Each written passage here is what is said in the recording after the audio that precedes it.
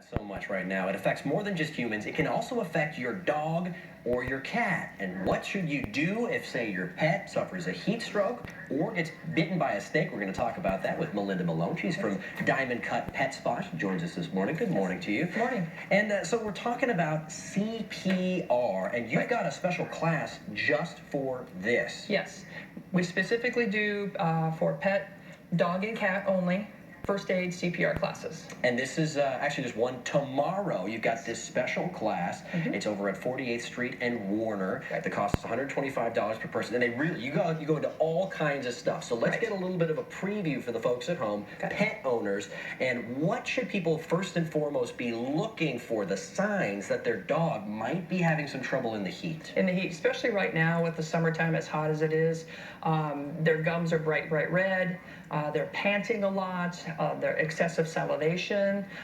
They can start having neurological problems. They could have problems walking, standing.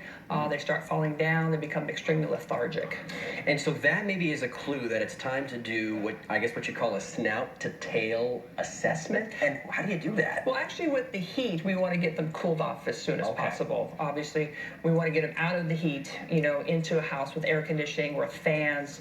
Don't put them in ice cold water, because that can throw them into shock the other direction. And the most important thing is get them to the vet. Right, okay, so cool them down gradually. Don't shock them. Right. We have a couple of friendly stuffed dogs here. But can you show me now kind of what we're talking about when we're talking about doing pet CPR? Right. How do we even begin? Well, the first thing, we assess the pet just to make sure that they need CPR, okay? And we stomp on our ground and we yell out loud, "Doggy, doggy, are you okay?"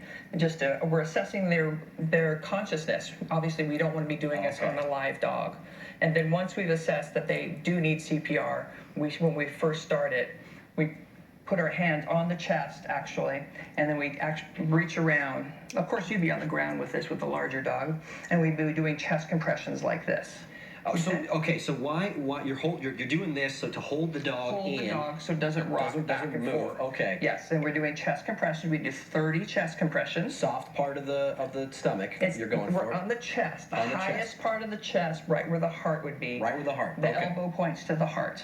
Got it. Okay. Then we do 30 chest compressions, and then we're going to do breaths. We pull the tongue out past the canines, make a nice tight seal, and we're actually blowing into the nose to do the breaths. And we do giving 2 breaths. Okay. Can you show me that? Of course I can. Because that now we're getting complicated. Now we're talking about getting your dog and pulling the tongue out. Remember, the dog is unconscious. The dog is unconscious at this point, right? You're not doing this on a conscious dog. No, that's extremely important. Yes.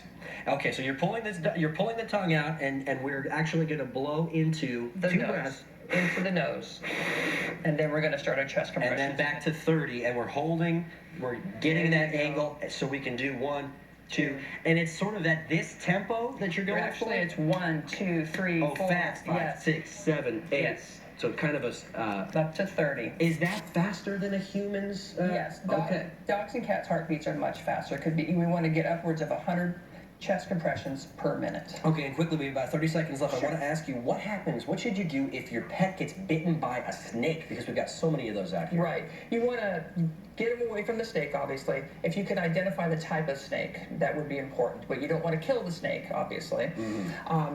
Reduce activity, get them to the vet. Muzzle them. You may want to muzzle them, a temporary muzzle, so that way they don't bite you. Because if they're hurting, they even can bite you as a parent. Right, okay, so get them to safety as quickly as possible, and also get that information on what the snake was so that doctors can help resuscitate and kind of figure out what's going on. Exactly. Melinda Malone, thank you so much for joining us at Diamond Cut Pet Spa, and that important, that class that she does is tomorrow, so make sure to check that out. Hey, next hour we've got some more important information for pet owners, things you might want to think about in this summer heat, like should you wash your dog more if he swims in the pool with you? Interesting question.